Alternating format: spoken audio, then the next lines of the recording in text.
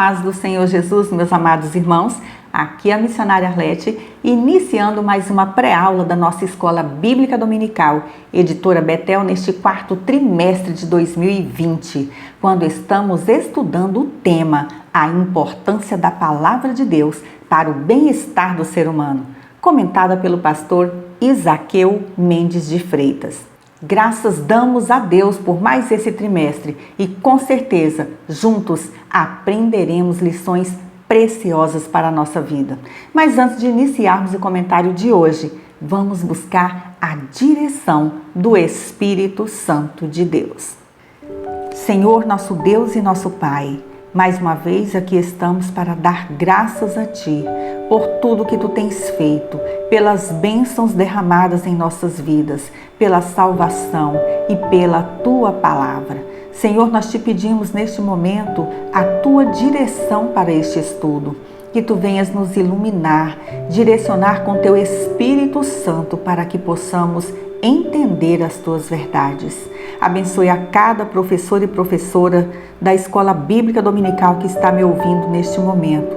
Senhor, nos desarme, a fim de que sejamos curados pela Tua palavra. Sê Tu conosco, em nome de Jesus. Amém. Quero agradecer aqui pela sua companhia, a sua participação neste canal, pedindo sempre que deixe aqui o seu like, se inscreva se você ainda não é inscrito e nos ajude a divulgar este trabalho, compartilhando esse vídeo com outros irmãos e também colabore com seus comentários sobre esta lição. Não se esqueça de sempre conferir se o sininho das notificações está devidamente ativado, para que você receba de primeira mão as nossas postagens.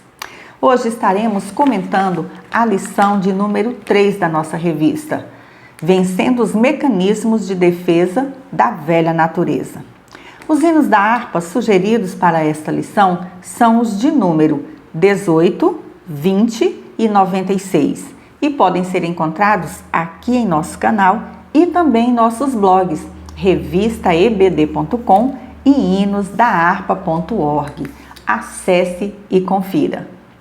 O textuário de hoje encontra-se na carta aos Romanos, capítulo de número 8 e o versículo 6. E assim diz a palavra do Senhor: Porque a inclinação da carne é morte, mas a inclinação do Espírito é vida e paz. A verdade aplicada de hoje nos diz que aquele que nasceu de novo e anda em espírito não mais vive dominado pelas inclinações da velha natureza. Os textos de referência encontram-se em Efésios, capítulo de número 4, e os versículos 22, 23, 24, 31 e 32.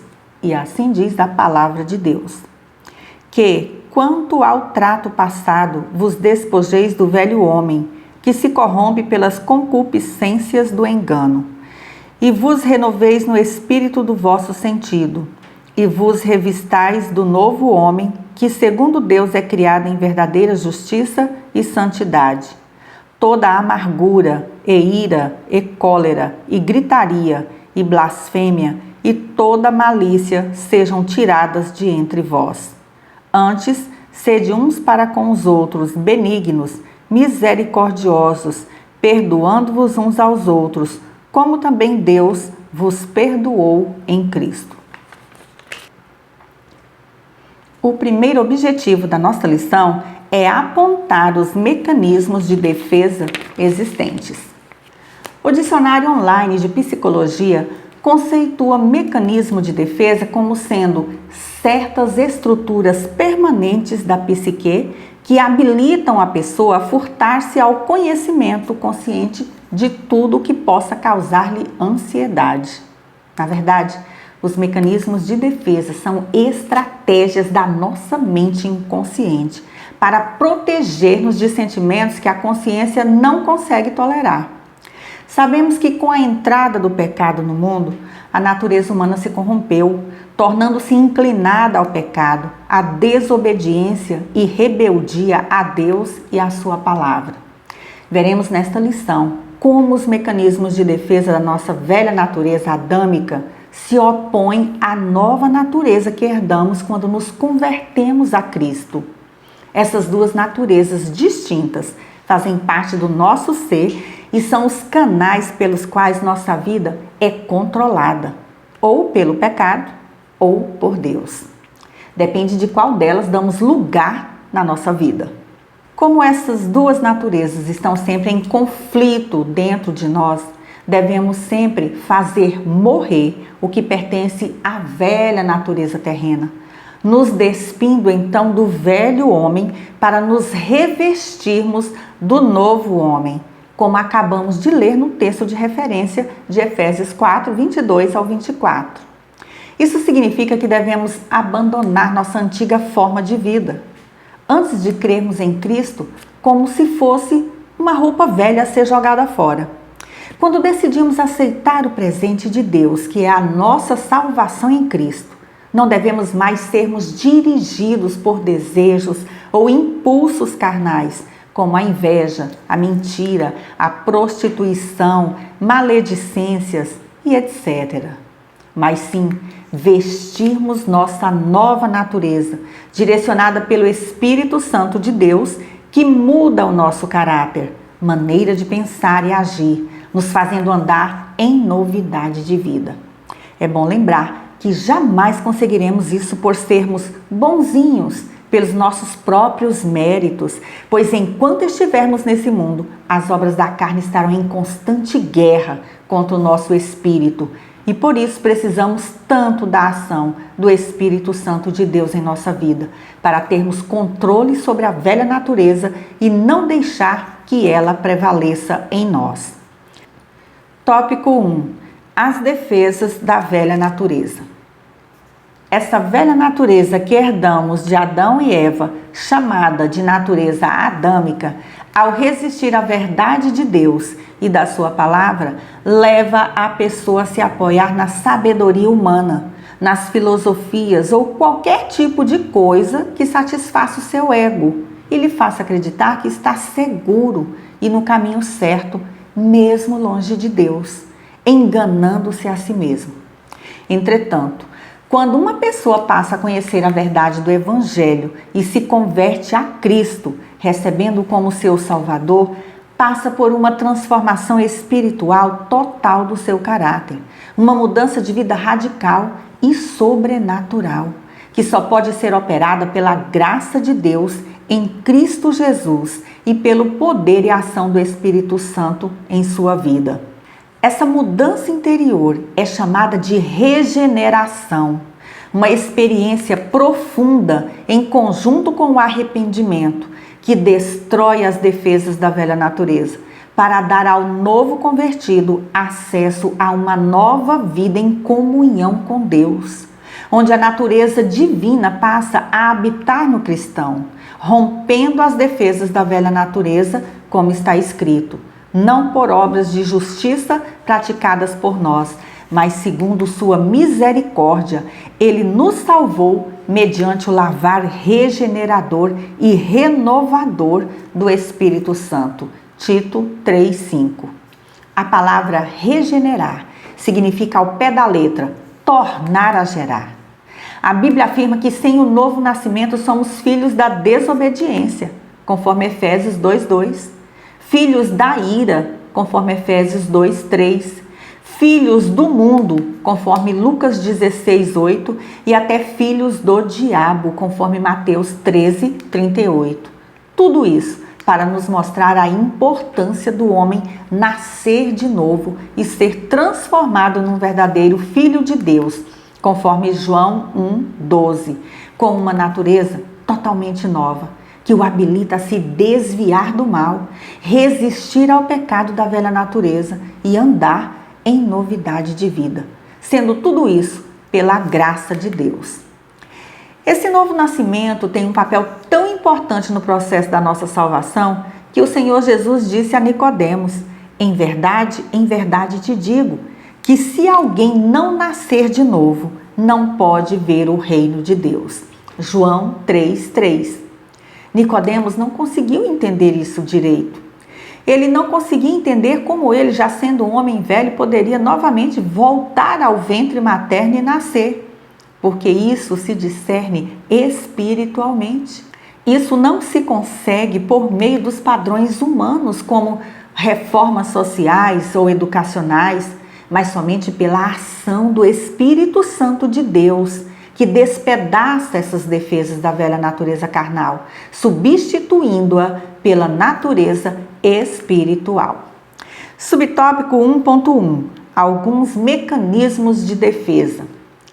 O comentarista cita neste tópico alguns meios usados pela velha natureza para continuar a dominar o homem e impedi-lo de viver em novidade de vida. São os meios comuns usados por quem não quer ser confrontado com a palavra de Deus e enxergar a sua real situação. Subtópico 1.2. Negação e mentira. Uma das características que herdamos da velha natureza adâmica é não gostar de sermos confrontados com a verdade quando estamos errados. E a forte inclinação que temos para negarmos ou criarmos situações que nos sejam favoráveis no momento, sem pensarmos nas consequências. O comentarista cita neste subtópico o exemplo de Ananias e Safira, para mostrar a gravidade da negação e da mentira, conforme está registrado em Atos 5, 1 ao 10. Lemos em Atos 2,45 sobre a generosidade dos cristãos da igreja primitiva, ao vender os seus bens e suprir as necessidades dos irmãos. O relato bíblico de Atos 4,37 fala sobre a oferta de Barnabé, que vendeu um campo e trouxe todo o valor para os apóstolos. Ninguém era obrigado a doar o que era seu, mas a unidade da igreja fazia com que eles tivessem alegria em repartir o que tinham.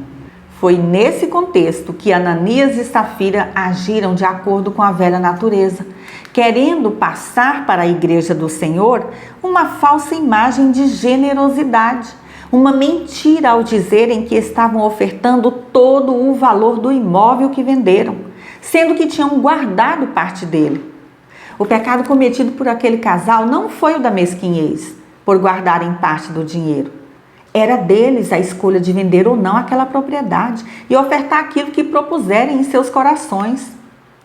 O pecado deles foi mentir diante de Deus e da sua igreja, a fim de parecerem mais generosos do que realmente eram, e foram severamente julgados, servindo de exemplo para o povo de Deus. As atitudes de Ananias e Safira com aquela oferta tinham o intuito de enganar a todos e esconder o que estava em seus corações. Quantas atitudes como essa têm acontecido em nosso meio? Infelizmente, histórias como essa se repetem com mais frequência do que podemos imaginar. Muitos cristãos, por não vigiarem, têm se deixado dominar pela velha natureza do pecado, tentando passar uma espiritualidade que nunca tiveram. Pregam o que não vivenciam e mentem para serem reconhecidos como pessoas espirituais, fervorosas e até mesmo alcançar um cargo na igreja. São pessoas que não têm a humildade de reconhecer as suas culpas, a necessidade do perdão e a ajuda de Deus. Quantos casamentos têm sido arruinados por causa da negação e da mentira, fazendo lares serem desfeitos? Quantos irmãos em Cristo têm deixado de congregar dizendo que está tudo bem e, na verdade, estão frios na fé, ao ponto de desviar-se dos caminhos do Senhor? Quantos, ao ouvirem as verdades da palavra de Deus numa exortação, não assimilam nada para si, negando a necessidade de um conserto de vida? Quantos dizem serem cristãos, sem conhecerem a Cristo e a sua palavra? Temos que vigiar mais para não negarmos a fé e nem cometermos o pecado da mentira ao tentarmos enganar a nós mesmos, reconhecendo quando estamos fracos na fé e quando precisamos nos achegarmos mais a Deus, em espírito e em verdade. O Senhor Jesus disse que o diabo é mentiroso e o pai da mentira. João 8,44.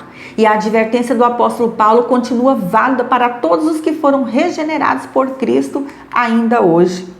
Não mintais uns aos outros, uma vez que vos despistes do velho homem com os seus feitos. Colossenses 3, 9. Subtópico 1.3. Camuflagem. Camuflar é sinônimo de dissimular, disfarçar, sendo o contrário de transparecer.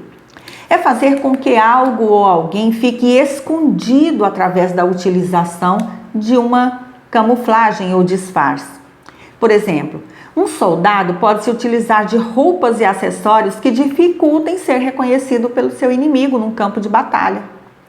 Na natureza, existem várias espécies de animais que conseguem ter a aparência adaptada ao meio em que vivem, tornando difícil a identificação pelos seus predadores.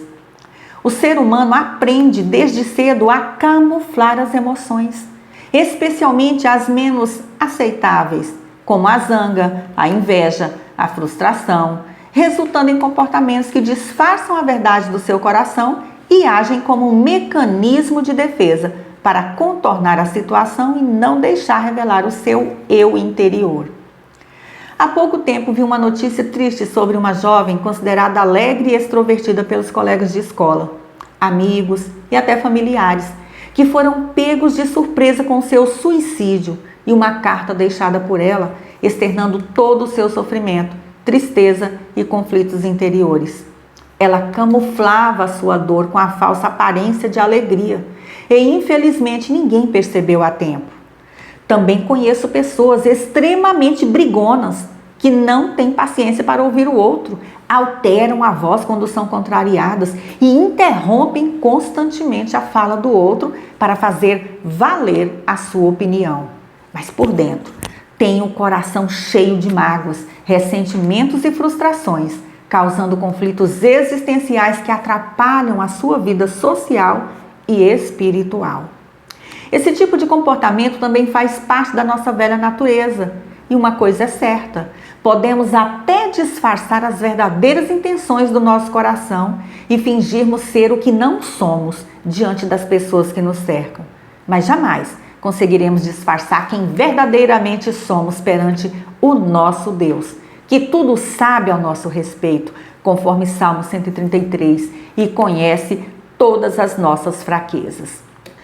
O cristão não deve cultivar esses sentimentos destrutivos, mas ser sincero, reconhecer a sua incapacidade, a sua dependência de Deus e encher-se do Espírito Santo para ser renovado e para que possa abandonar as obras da carne e produzir o fruto do Espírito, conforme Gálatas 5, 19 ao 24. O segundo objetivo desta lição é tratar sobre a ira e o perigo do auto-engano.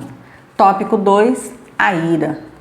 Sabemos que a palavra ira é sinônimo de raiva, fúria, ódio, cólera, indignação e rancor, entre outras definições. Encontramos no dicionário Wycliffe que a Bíblia pressupõe a ira como um sentimento forte de desagrado, tanto por parte de Deus como por parte do homem. No caso do homem, a ira é frequentemente misturada com a hostilidade e com o ódio. Geralmente, a ira humana é voltada contra o seu semelhante, causando as intrigas, as desavenças, vinganças e atos violentos. A ira sempre esteve presente na história da humanidade caída, causando sérios problemas. E o comentarista destaca nesse tópico que ela também está presente em nossas igrejas e lares cristãos. Subtópico 2.1. A ira da velha natureza precisa ser contida. Seria muito bom se a ira humana fosse contra tudo o que é pecado e faz parte da velha natureza.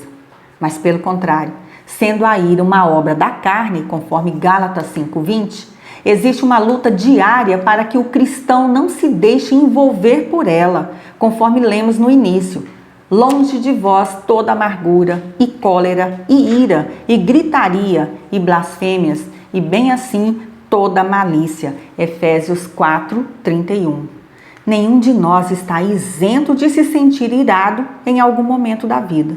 Mas a ira descontrolada tem ceifado vidas, destruído famílias, amizades, prejudicado igrejas e trazido sérias consequências à sociedade em geral. É por isso que Deus nos adverte na sua palavra: irai-vos e não pequeis. Não se ponha o sol sobre a vossa ira, nem deis lugar ao diabo. Efésios 4, 26 e 27. Para que isso aconteça, temos que exercer o domínio próprio, que é uma das características do fruto do Espírito, conforme Gálatas 5:23. Quanto mais comunhão temos com o Espírito Santo, mais controle temos sobre nossas emoções, sobre nossas palavras e até sobre o nosso tom de voz ao falarmos com os outros. Muitas vezes controlamos o tom de voz para falarmos com os estranhos, mas não temos o mesmo cuidado dentro das nossas casas, dando lugar às gritarias e iras. A Bíblia diz que a resposta branda desvia o furor, mas a palavra dura suscita a ira. Provérbios 15:1. Subtópico 2.2. O perigo do autoengano. O comentarista cita 2 versículos que mostram esse perigo. Enganoso é o coração mais do que todas as coisas, e perverso. Quem o conhecerá? Jeremias 17:9. O coração se refere à mente, à fonte dos nossos pensamentos, sentimentos e atitudes. Ele pode trair uma pessoa em questões básicas com relação à realidade de Deus, sua vontade e sua palavra. O coração pode contradizer a verdade e ninguém pode compreender seu verdadeiro caráter, a não ser o próprio Deus que o sonda, o esquadrinha e discerne os pensamentos. Sobre esse versículo, o comentário bíblico popular do Antigo Testamento diz que, abre aspas, existe em nosso coração uma perversidade da qual nem sequer temos consciência ou suspeitamos. É erro comum entre os filhos dos homens se considerarem, pelo menos no tocante ao coração, muito melhores do que são de fato. O coração, a consciência do homem, em seu estado corrupto e decaído, é enganoso, mais do que todas as coisas. É sutil e falso, propenso a enganar. Chama o mal de bem e o bem de mal. Tinge as coisas de cores falsas e proclama paz àqueles a quem ela não é devida. Fecha aspas. O outro versículo citado pelo comentarista neste subtópico é o seguinte: quanto ao trato passado, vos despojeis do velho homem que se corrompe pelas concupiscências do engano. Efésios 4, 22. O apóstolo Paulo bem sabia o que eram as concupiscências do engano, pois enganara-se a si mesmo durante muito tempo, em nome de uma falsa religião, achando que podia matar, perseguir os cristãos, fazer tudo o que era errado e ainda ser justificado por Deus por estar sendo zeloso pela lei. O profeta Jonas foi poupado do juízo de Deus pela sua desobediência e no capítulo 4 do seu livro mostra uma cidade inteira, grandes e pequenos, se arrependendo dos seus pecados e voltando-se para Deus pela sua pregação. Ele odiava tanto os ninivitas por causa da sua crueldade que lá no fundo do seu coração queria mesmo era ver a sua destruição e ficou irado quando isso não aconteceu. Por não ter se cumprido o que pregara, Jonas ficou contrariado com a conversão dos seus inimigos. Veja a que ponto chega o coração do profeta, ficando contrariado com o sucesso de sua pregação. Quantos por aí pregam o evangelho querendo, na verdade, apresentar a si mesmo e não a Cristo, sem se importar verdadeiramente com o destino eterno do pecador? Não é fácil dizer não ao pecado. O apóstolo Paulo também constatou essa verdade na sua carta aos Romanos, capítulo 7, versículo 18 ao 24. Temos a tendência de acharmos que tudo está certo conosco e que o outro é que está errado. Mas temos que ter a humildade de reconhecer as nossas falhas e limitações e buscarmos em Deus o discernimento e sabedoria para não sermos alvos dos perigos do autoengano. Subtópico 2.3. Considerando a causa da ira. O comentarista cita aqui a passagem bíblica de Tiago 4, 1 e 2, que fala sobre a origem das contendas entre os irmãos e sobre esse tipo de ira e contenda. O comentário bíblico expositivo do Novo Testamento nos traz vários exemplos bíblicos sobre isso. Abre aspas. Ló causou uma briga com seu tio Abraão, Gênesis 13. Absalão entrou em guerra com o pai, segundo Samuel capítulos 13 ao 18. Até mesmo os discípulos criaram problemas para Jesus ao discutirem entre si quem era o maior no reino. Lucas 9, 46 ao 48. Quando examinamos algumas das igrejas primitivas, descobrimos que tinham sua parcela de desentendimentos. Os membros da igreja de Corinto competiam entre si durante os cultos e até levavam irmãos na fé à justiça. 1 aos Coríntios 6, 1 ao 8, 14, 23 ao 40. Os cristãos da Galácia estavam mordendo e devorando uns aos outros, conforme Gálatas 5, 15. Paulo teve de admoestar os efésios a cultivar a unidade espiritual, Efésios 4, 1 ao 16. E até sua igreja querida em Filipos enfrentava problemas por causa de duas mulheres que não se entendiam, Filipenses 4, 1 ao 3, fecha aspas. Para evitar as causas da ira e das contendas, é que Tiago nos adverte. Todo homem, pois, seja pronto para ouvir, tardio para falar, tardio para se irar, porque a ira do homem não produz a justiça de Deus. Tiago 1, 19, a parte B do versículo e 20. Que Deus nos ajude a desfrutarmos sempre da alegria da comunhão com os nossos irmãos em Cristo, para dizermos como o salmista, quão bom e quão suave é que os irmãos vivam em união. Salmo 133, versículo 1. O terceiro objetivo desta lição é explicar como a graça divina atua. Tópico 3. A graça de Deus e a velha natureza. A graça é um atributo de Deus, um componente do caráter divino demonstrado por Ele através da sua bondade para com o ser humano pecador, que não merece o seu favor. Deus não tem nenhuma obrigação de nos ofertar a sua graça, mas pelo seu infinito amor nos concedeu a expressão máxima da sua graça ao enviar o seu Filho amado, Jesus Cristo, para ser sacrificado em nosso lugar e morrer naquela cruz para nos salvar. Desde então, a graça de Deus proporciona salvação e santificação a todos aqueles que, pela fé, confiam em Jesus Cristo como Salvador e Senhor de suas vidas. Como está escrito, mas onde abundou o pecado, superabundou a graça. Romanos 5, 20, a parte B do versículo.